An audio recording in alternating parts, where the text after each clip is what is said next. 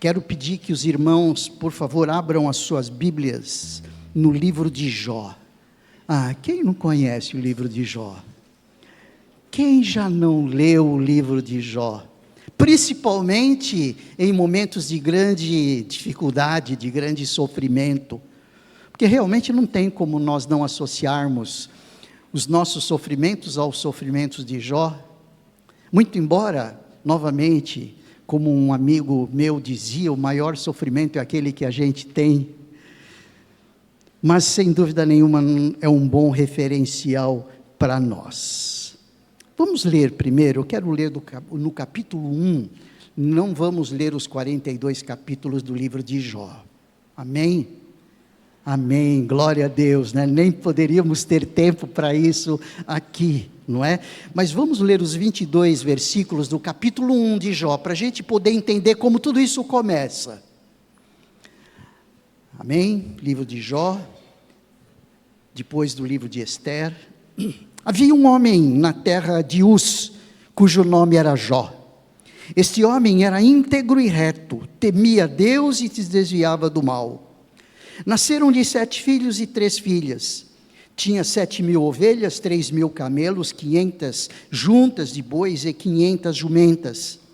Também tinha muitíssima gente a seu serviço, de maneira que este homem era o maior de todos os do Oriente.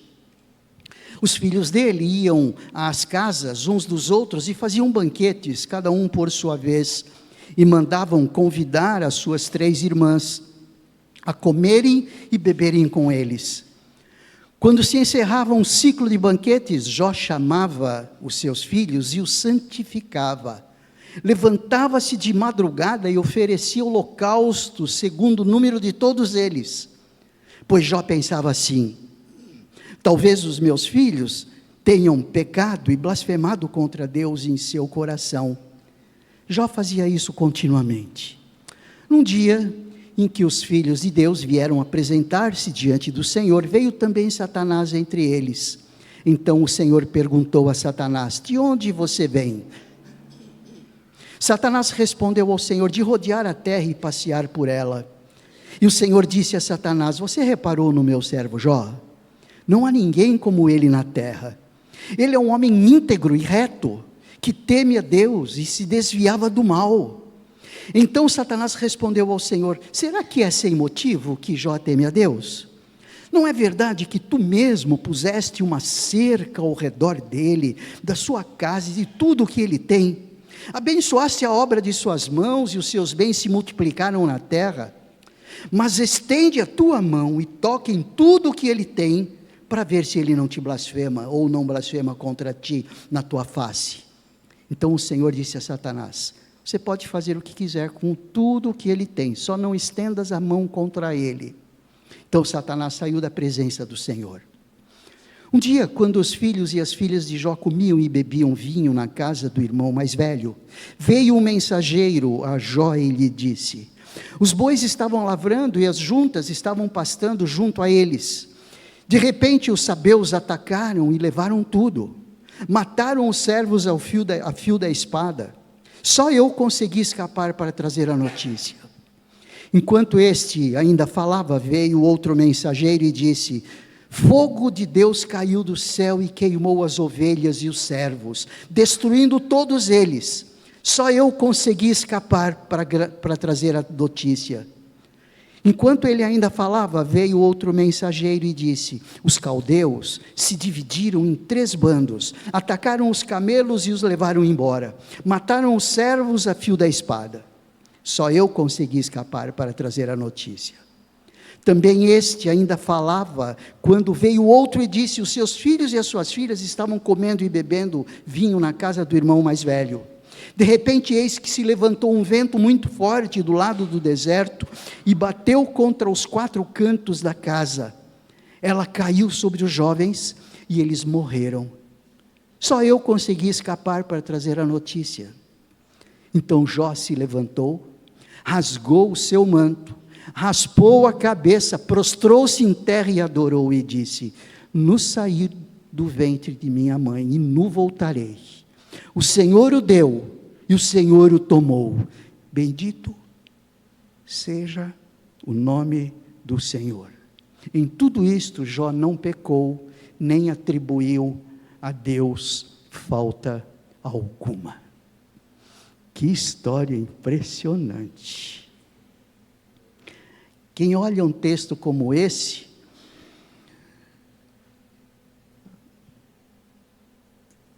fica abismado de ver a capacidade de Jó de suportar tudo isso e mesmo assim colocar diante de Deus a sua adoração. Isso é adoração. Adoração verdadeira nós vemos através de Jó, independente do que lhe acontece, independente das circunstâncias. Jó adora a Deus independente de qualquer coisa. Mas quando nós olhamos um texto como esse, o que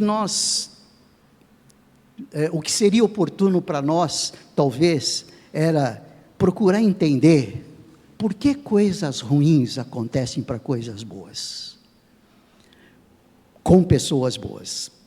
Por que coisas ruins acontecem com pessoas boas? Essa história faz parte da grande revelação de Deus na história do seu povo. E nos leva, como nós estamos fazendo desde o começo de Gênesis, a buscar experimentar vitórias em nossa própria história. Então, que esse comentário que faremos, que essa reflexão que faremos, tanto neste domingo quanto no outro domingo, tanto neste domingo quanto outro, estaremos falando sobre o livro de Jó. Vamos procurar entender então, por que coisas ruins acontecem com pessoas boas. Talvez essa pergunta você já tivesse feito para você mesmo. Talvez você tivesse se perguntando, não dá para entender como as coisas acontecem. E por que as coisas acontecem? Na minha vida e na vida dos outros. Mas, se nós quisermos experimentar vitórias na nossa história, nós precisamos entender por que coisas ruins acontecem com pessoas boas, porque muitas vezes nós entendemos que está tudo bem comigo e Deus está tudo tranquilo, eu estou tranquilo de consciência e mesmo assim as coisas não rolam, ou quando rolam, rolam mal. Pois bem, estamos aí continuando, caminhando nessa história do povo de Deus. Já vimos ali o Pentateuco, que é o grupo dos primeiros 5 livros, lembram disso? Quais são os primeiros 5 livros? Gênesis, Êxodo, Levíticos, Números, Deuteronômio. Esse é chamado os 5 primeiros livros, por isso chamado Pentateuco, penta do grego, 5. Então, 5 primeiros livros, são livros que narram ali o início de tudo, o início da criação de Deus, o início da criação do pecado, o início o início do povo de Deus na pessoa de Abraão, o início da família patriarcal, até eles chegarem no Egito. Depois nós vimos os livros históricos, que narram todo o período histórico, desde Josué, quando entra na terra prometida depois dos 40 anos, até quando o povo volta do exílio, por volta de 536 antes de Cristo. Vão para o exílio em 586 e voltam em 536. Nós vimos isso no livro de Esther. Esdras, Neemias e Esther são os livros pós-exílicos, históricos pós-exílicos. No Antigo Testamento tem uma porção de literatura chamada a porção poética, são os livros poéticos, são 5 livros poéticos. Assim como existem os 5 primeiros livros do Pentateuco, os 12 livros históricos de Josué até Esther, existem os 5 livros poéticos, Jó, Salmos, Provérbios, Eclesiastes e Cantares, são os livros poéticos. Então o que nós vamos ver nessas próximas semanas, são esses livros poéticos, como Deus se revela na história do seu povo, como Deus está se revelando na nossa própria história, através desses livros poéticos, através desse conteúdo poético, que nada mais é do que a revelação do próprio Deus, para aquele povo e para nós também, é a composição da revelação de Deus aí através desses livros, do Pentateuco, dos históricos, dos poéticos, depois dos proféticos, que nós vamos ver ali mais para frente.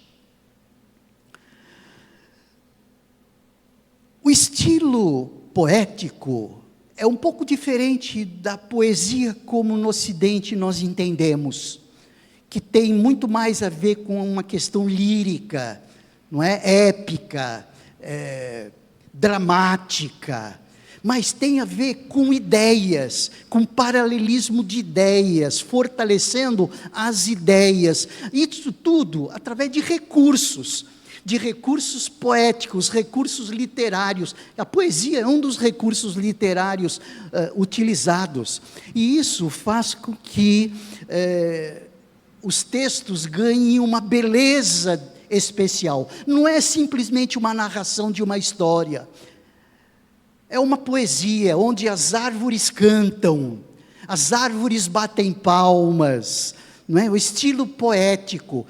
E o livro de Jó também tem um estilo poético, mas de um conteúdo de sabedoria aí. Então é um estilo literário diferente. Eu estou fortalecendo isso porque é diferente de nós lermos 1 Reis, 2 Reis, 1 Crônicas, 2 Crônicas, 1 Samuel, 2 Samuel, Esdras, Neemias, Esther. É diferente, não é uma narração histórica, tá bom? Mas tem muito de conteúdo poético ali.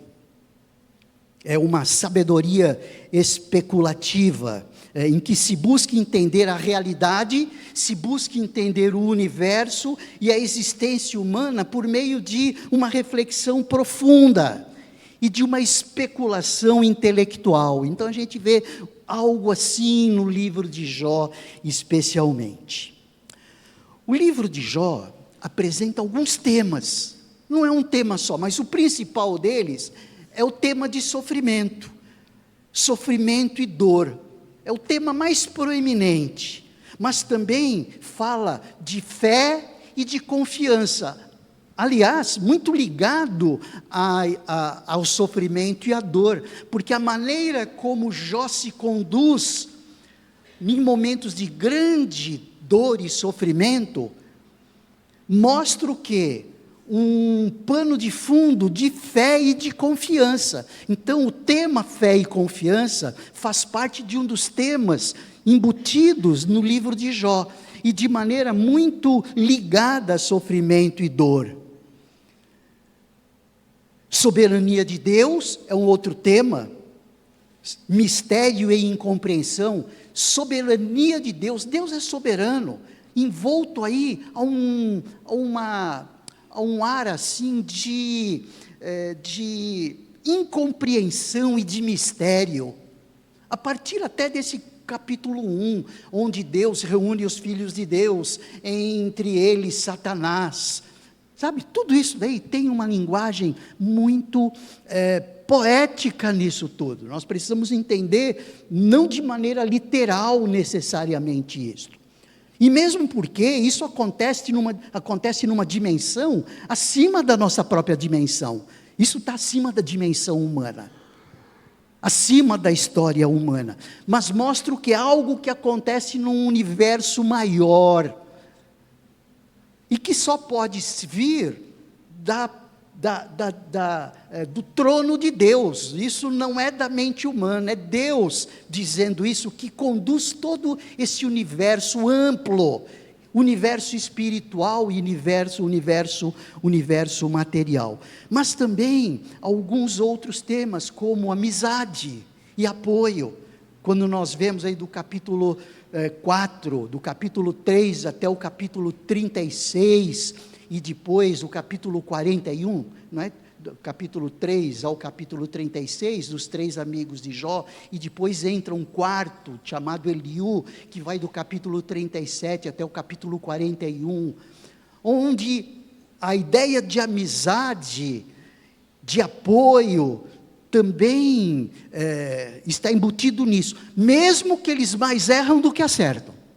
Mas a gente vê um tema ligado a isso. Então, são temas ligados aí ao livro de Jó. De qualquer maneira, o que nós podemos perceber é que existe o sofrimento de Jó como o sofrimento do justo. Jó é tido como justo, e o próprio texto diz isto. Em tudo Jó não pecou, o próprio testemunho falando ali para Satanás, você vê o meu amigo Jó, não é? Mostrando ali como ele é temente. Então nós vemos o sofrimento de um justo, nós vemos a soberania de Deus, nós vemos a fé inabalável e a busca de respostas divinas, nós vemos a paciência como confiança de Deus durante as adversidades. Então eu só estou passando isso só para a gente poder perceber como esse texto de Jó, esses 42 capítulos de Jó, são ricos em conteúdo revelatório. Não é só uma leitura, uma literatura para nos encher o coração e para preencher o nosso tempo. Não, para servir de lições profundas. O tema do livro de Jó, apesar de ter vários temas ali, mas o tema principal, o que se destaca no livro de Jó, é a soberania inescrutável de Deus. O que significa a soberania inescrutável de Deus? Uma soberania que nós não podemos entender. Posturas que nós não podemos entender. Está acima da nossa razão. Da mesma maneira como em Esther, nós vimos a soberania providencial, nós vemos no livro de Jó uma sabedoria inescrutável, impossível de ser compreendido. Isso é o que significa a palavra inescrutável, algo impossível de ser compreendido, e realmente a gente não consegue entender mesmo, por que coisas ruins acontecem com pessoas boas, como o que aconteceu com Jó, para a gente poder refletir um pouco nisso. E já aplicando, e quem sabe parar de chorar as nossas pitangas, como dizem alguns por aí. Colocando diante de Deus a nossa vida, colocando diante de Deus as nossas questões, colocando diante de Deus os nossos choros, colocando diante de Deus as nossas incompreensões, porque Deus sabe que nós somos pequenos na fé, pequenos na compreensão, Ele sabe disso. Jó fez isso, Jó já demonstrou isso, mas de qualquer maneira, o que nós percebemos aí, é que a soberania inescrutável de Deus, no trato com as suas criaturas, é vista nesses acontecimentos. De novo, essa frase é importante, a soberania inescrutável de Deus, no trato com as suas criaturas, eu sou uma delas, você é uma delas, no trato com as suas criaturas, é vista através de todos esses acontecimentos, que nós vemos no livro de Jó, quando Deus o leva, ou seja, Deus leva Jó, de uma pessoa que busca autojustificação, ou seja, eu não mereço isso, o que eu fiz para Deus? Deus é incompreensível.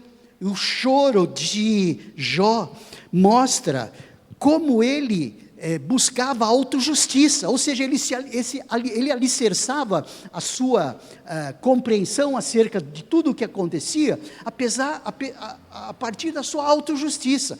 E geralmente nós nos pegamos vendo e fazendo exatamente isso.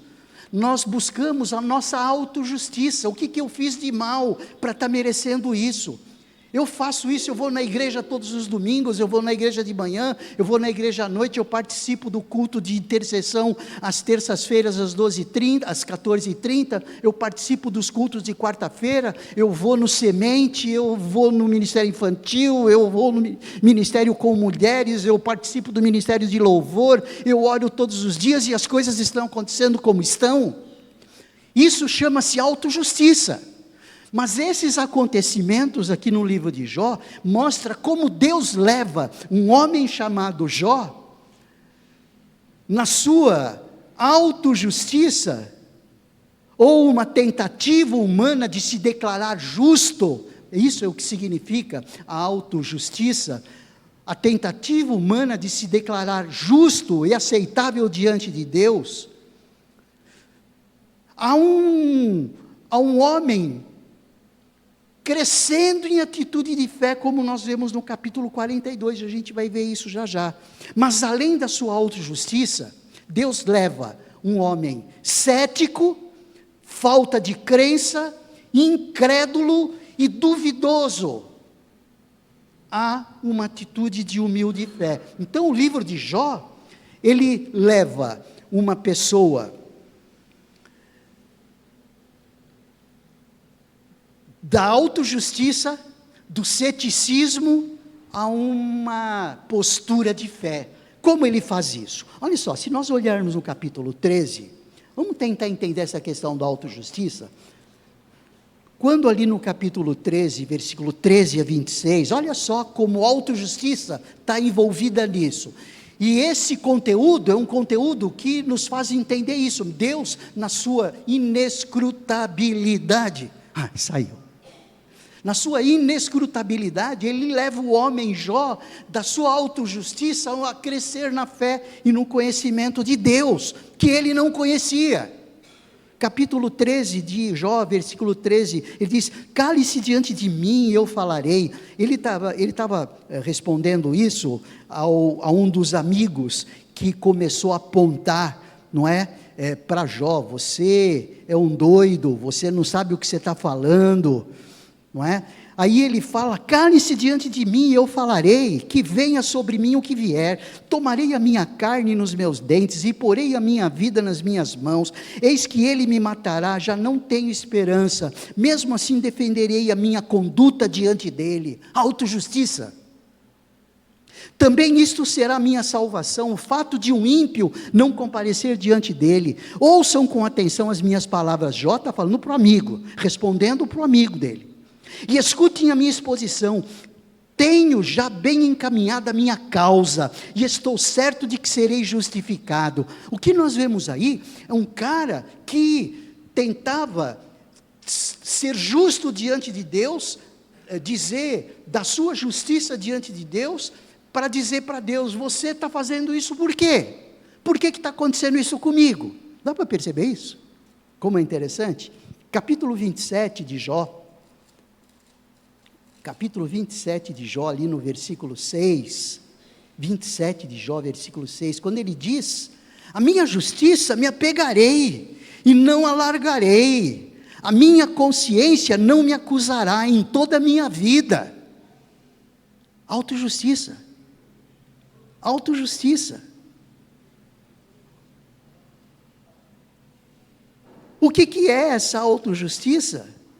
Senão essa tentativa de dizer que ele é justo e que não merece o que está vivendo.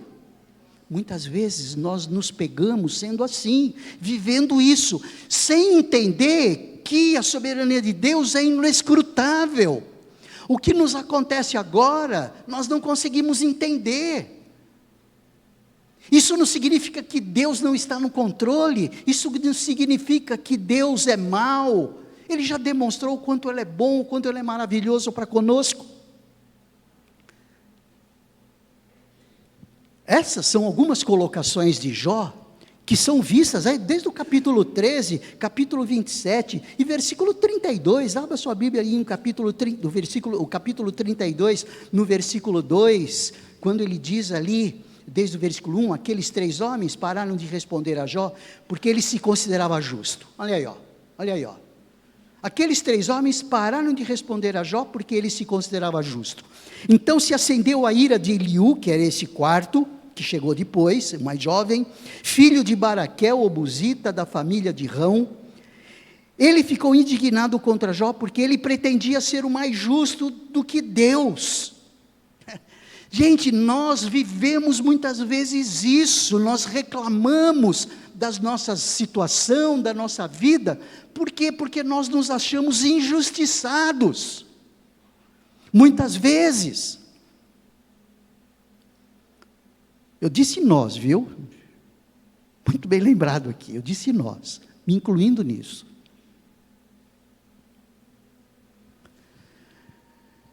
essa tentativa de Jó, essa tentativa humana de Jó de declarar-se justo e ser aceitável diante de Deus, é algo que Deus vai trabalhando na sua vida.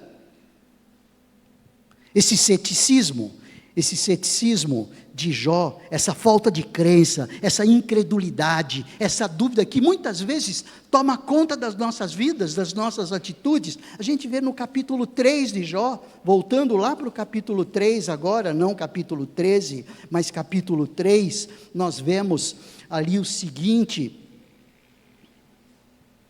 capítulo 3, versículo 11, por que não morri ao nascer? Por que não expirei ao sair do ventre da minha mãe? Porque houve um colo que me acolhesse, seios para que eu mamasse? Porque agora eu repousaria tranquilo, dormiria, e então haveria para mim descanso, como os reis e conselheiros da terra, que construíram para si mausoléus, ou com os príncipes que tinham ouro e encheram as suas casas de prata, ou como um aborto oculto, eu não existiria como crianças que nunca viram a luz. Ali os maus cessam de perturbar, ali repousam cansados. E aí ele vem numa série de mostras de dúvidas, de ceticismo. Ceticismo significa isso, falta de crença, incredulidade, dúvida. Capítulo 9, versículo 20, nós vemos isso a parte de Jó, capítulo 9, versículo 20, a partir do versículo 20, inclusive, quando ele diz ali, ainda que eu seja justo, a minha boca me condenará, embora eu seja íntegro, ela me declarará culpado. Eu sou íntegro, mas não me importo comigo, não faço caso da minha vida, para mim é tudo a mesma coisa. Por isso digo, ele destrói tanto os íntegros como os perversos. Se um flagelo mata de repente, ele rirá do desespero dos inocentes. A terra está entregue nas mãos dos ímpios, e Deus ainda cobre o rosto dos juízes. Se ele não é causador disso, quem seria? Olha só que postura cética, de dúvida aí de Jó. Que postura de incredulidade de Jó. Jó não via o quanto a soberania de Deus era inescrutável. E é isso que o tema de Jó vem mostrando, através dessa condução disso tudo. Então esse é o propósito do livro de Jó.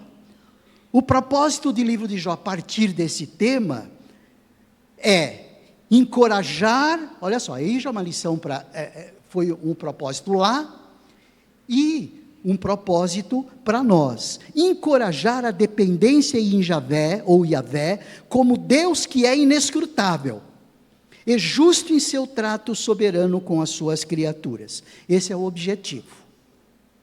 Esse é o objetivo do livro de Jó. Então, quando nós estamos falando agora que o tema do livro é a sabedoria inescrutável de Deus no trato com as suas criaturas, e isso é visto através desses acontecimentos, ele mostra isso através da postura de autojustiça de Jó, da postura de ceticismo de Jó, de duvidoso até com ironia, para uma atitude de fé. A atitude de fé é vista quando? Capítulo 42. Abra lá em capítulo 42 de Jó. Olha só como mudou. Olha só como valeu a condução desse livro de Jó na vida dele, ou dessa experiência de Jó na sua própria vida, quando ele fala no capítulo 42, então Jó respondeu ao Senhor e disse, porque Deus, ele começa numa série de contra-argumentações, ali, a partir do capítulo 38, quando ele dá a primeira resposta de Deus a Jó, que mostra o diálogo final. Eu lancei os fundamentos da terra, de onde vem a luz e a escuridão? Quem faz a neve? Quem faz a chuva, o orvalho, o gelo e a geada? Como você conhece as leis que governam o céu? Quem pode derramar a chuva? Quem alimenta os animais e as aves? Quem fez cada animal com seu jeito de ser?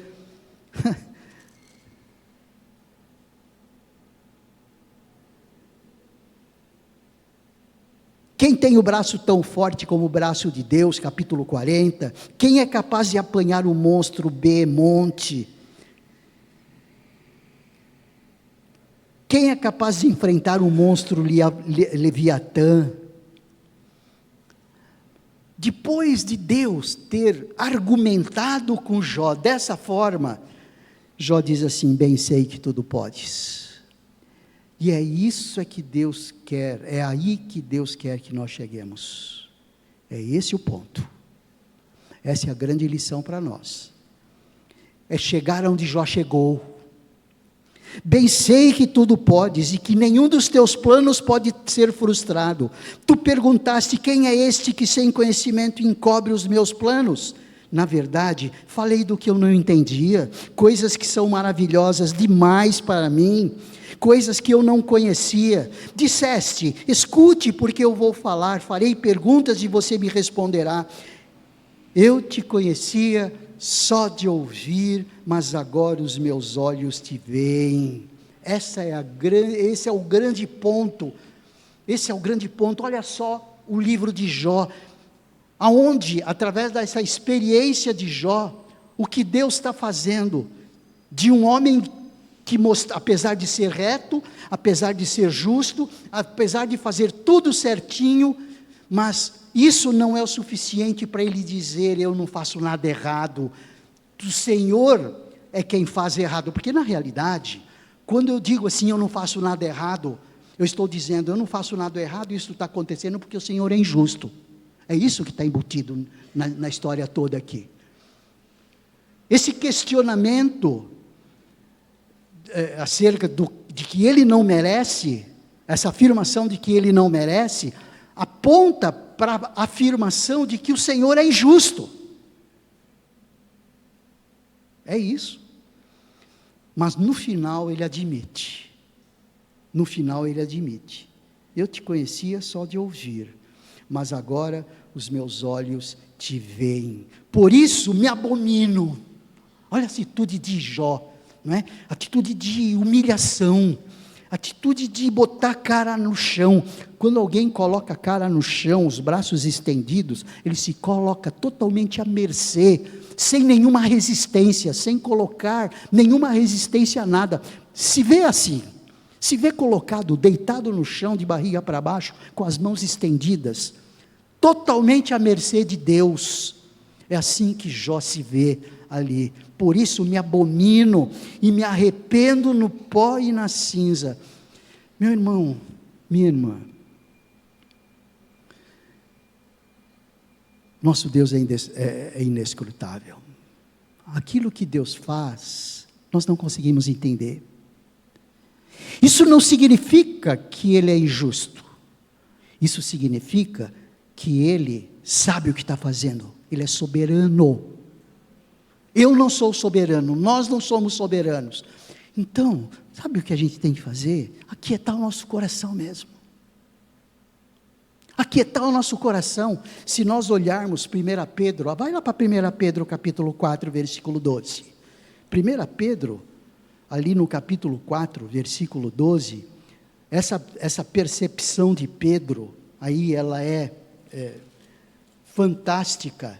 Olha só, é algo que dá para a gente poder entender um pouco. A partir do versículo 12, ele diz: amados, não estranhem o fogo que surge no meio de vocês, destinado a pô-los à prova, como se alguma coisa extraordinária estivesse acontecendo.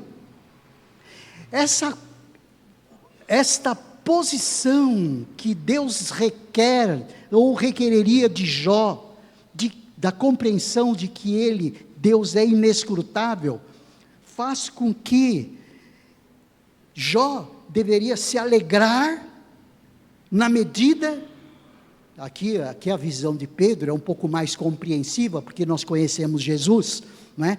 Pelo contrário, alegrem-se na medida em que são coparticipantes dos sofrimentos de Cristo.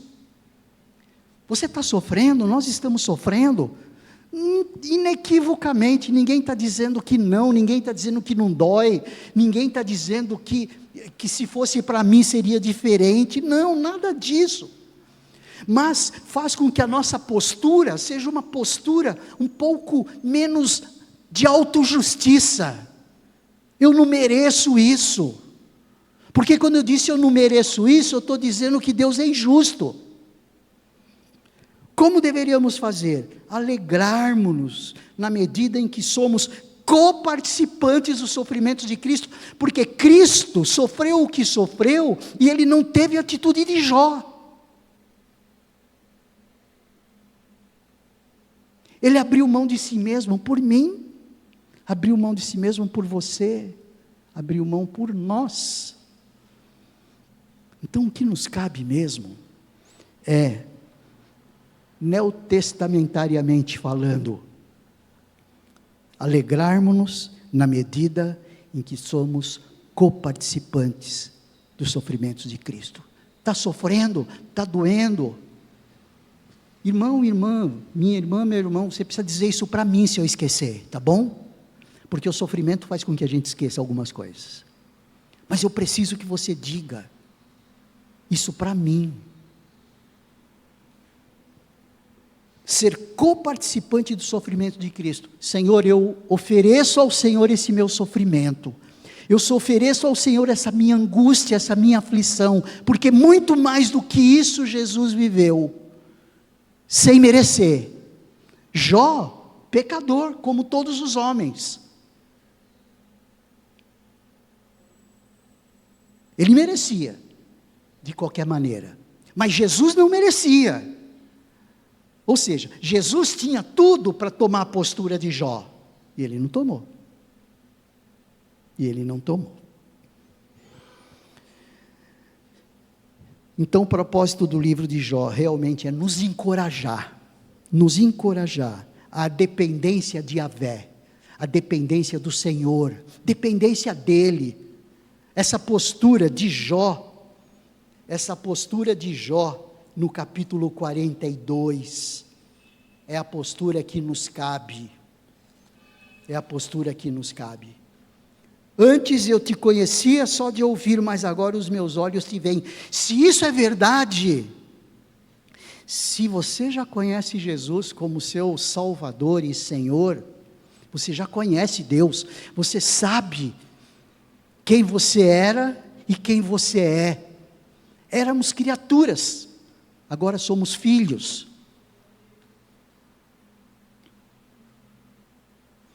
Sabemos para onde vamos. Sabemos que ao fechar essa porta, existirá uma outra muito maior e muito mais maravilhosa do que esta que vivemos aqui e que vivemos agora. Então, o livro de Jó, ele fala sobre isso. Só para a gente poder, talvez, guardar um pouquinho mais, a gente vai continuar no próximo domingo falando sobre isso, porque a gente vai ver no próximo domingo como esses temas todos se desenham, qual é a relação de todos esses temas ali para a nossa própria vida. Olha só como o livro de Jó pode ser dividido. Se você tiver uma caneta, anote isso, que eu achei fantástico. Olha só, capítulo 1 e 2 de Jó, tragédia de Jó. Dá para perceber a tragédia, nós lemos, certo? Nós lemos.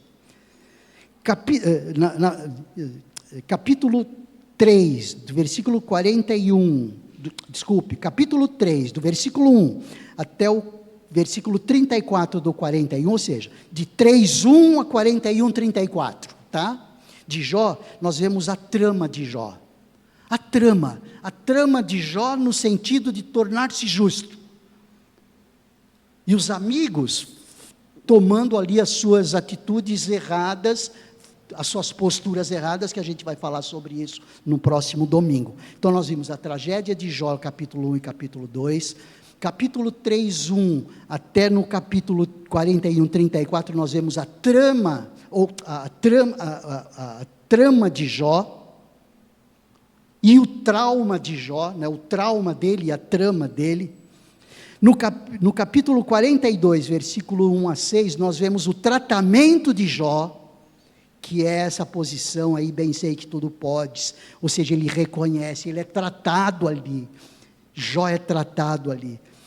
E do capítulo 42, do versículo 7 a 17, o triunfo de Jó. Então olha só, tragédia de Jó, trauma de Jó, o trama de Jó, tratamento de Jó e triunfo de Jó.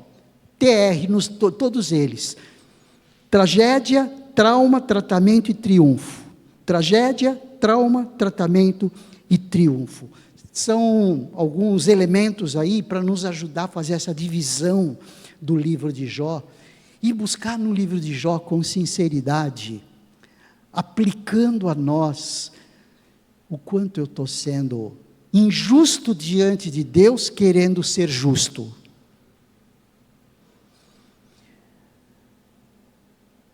E o quanto eu estou querendo dizer que Deus é injusto nisso.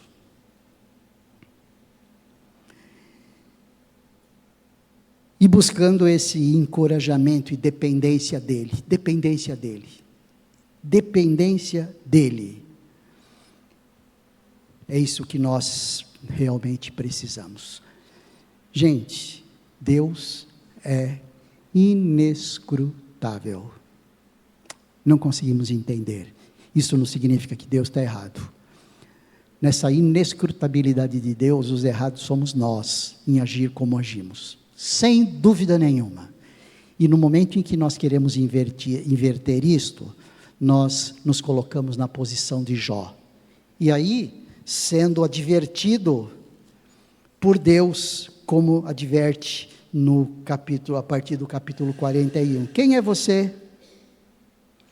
Quem é este que obscurece os meus planos com palavras sem conhecimento? Eu não quero essa palavra para mim. Cinja os lombos como homem, pois eu lhe farei perguntas e você me responderá.